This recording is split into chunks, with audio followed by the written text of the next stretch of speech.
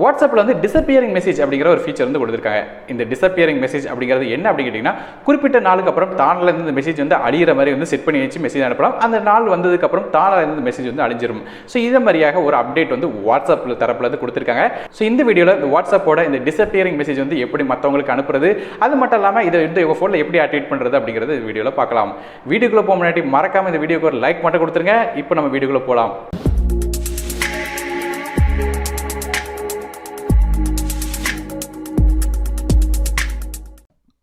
வாட்ஸ்அப்புக்கு வந்து ஒரு புது அப்டேட் வந்து வந்திருக்கு. அதன்படி பார்க்கும்போது டிசப்பியரிங் மெசேஜ் வந்து அனுப்பலாம். இந்த டிசப்பியரிங் மெசேஜ் அப்படிங்கிறது என்னன்னு கேட்டிங்கன்னா, ஏதாவது ஃபோட்டோஸாக இருக்கட்டும், வீடியோஸாக இருக்கட்டும், ஆடியோ மெசேஜாக இருக்கட்டும், டெக்ஸ்ட் மெசேஜாக இருக்கட்டும், நீங்கள் அனுப்புகிற மெசேஜ் தானாலே 7 நாளுக்கு அப்புறம் அழியிற மாதிரி வந்து செட் பண்ணி அனுப்ப முடியும்.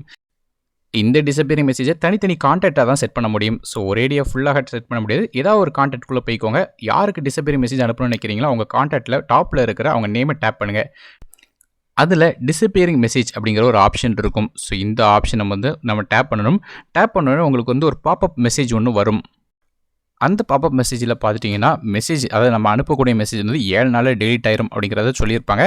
அது போக மீடியாவாக இருக்கட்டும், மெசேஜாக இருக்கட்டும் எல்லாமே வந்து டெலிட் ஆயிரும். மேலும் இதில் மென்ஷன் பண்ணியிருக்கிற பாயிண்ட் என்ன கேட்டிங்கன்னா, யாருக்கு இந்த டிசப்பியரிங் மெசேஜ் வந்து எனேபிள் பண்ணிக்கிங்களோ அவங்களுக்கு மட்டும் தான் வந்து அனுப்ப போகிற மெசேஜ் வந்து டிசப்பியர் ஆகுமே தவிர, இந்த ப்ரொஃபைலுக்கு வெளியே அதாவது இந்த பர்சனுக்கு வெளியே மற்ற பர்சனுக்கு வந்து நீங்கள் அனுப்புகிற மெசேஜ் வந்து ஆட்டோமேட்டிக்காக நார்மல் மெசேஜ் தான் ஸ்டே ஆகும் அப்படிங்கிறத மென்ஷன் பண்ணியிருக்காங்க. ஸோ எல்லாம் முடிச்சதுக்கப்புறம் கீழே இருக்கிற கண்டினியூ அப்படிங்கிற ஆப்ஷன் இருக்கும். இதை ப்ரெஸ் பண்ணிடுங்க. இப்போ பார்த்துட்டிங்கன்னா மறுபடியும் அந்த மெசேஜ் வந்து 7 நாள் டெலிட் ஆயிரும் அப்படிங்கிறத மென்ஷன் பண்ணிப்பாங்க. இப்போ பாட்டம் சைடில் ஆன் அப்படிங்கிற ஒரு ரேடியோ பட்டன் இருக்கும். இதை டேப் பண்ணிடுங்க. டேப் பண்ண உடனே நமக்கு வந்து இந்த டிசப்பியரிங் மெசேஜ் வந்து ஆக்டிவேட் ஆயிரும். இப்போ பேக் சைட் போய் பார்த்தீங்கன்னா தெரியும், அந்த சேட்டில் வந்து டிசப்பியரிங் மெசேஜ் வந்து இந்த ப்ரொஃபைலுக்கு ஆக்டிவேட் ஆயிருக்கு அப்படிங்கிறத சொல்லியிருப்பாங்க. அது போக 7 நாள் மெசேஜ் வந்து ஆட்டோமேட்டிக்காக அழிஞ்சிரும் அப்படிங்கிறத மென்ஷன் பண்ணியிருப்பாங்க. ஸோ இப்போ நம்ம இந்த சேட்டுக்கு அதாவது இந்த பர்சனுக்கு வந்து நம்ம அனுப்ப போகிற மெசேஜாக இருக்கட்டும், இல்லைனா வந்து பிக்சராக இருக்கட்டும், வீடியோவாக இருக்கட்டும், ஆடியோ மெசேஜாக இருக்கட்டும், எந்த மெசேஜ் அனுப்பினா சரி அது தானால 7 நாளில் அழிஞ்சிரும். ஸோ 7 நாளுக்கு அப்புறம் அந்த மீடியாவோ சேட்டோ எதுவுமே கேலரியில் சேவ் ஆகிருக்காது. அது மட்டும் இல்லாமல் மெசேஜுமே உள்ளே இருக்காது.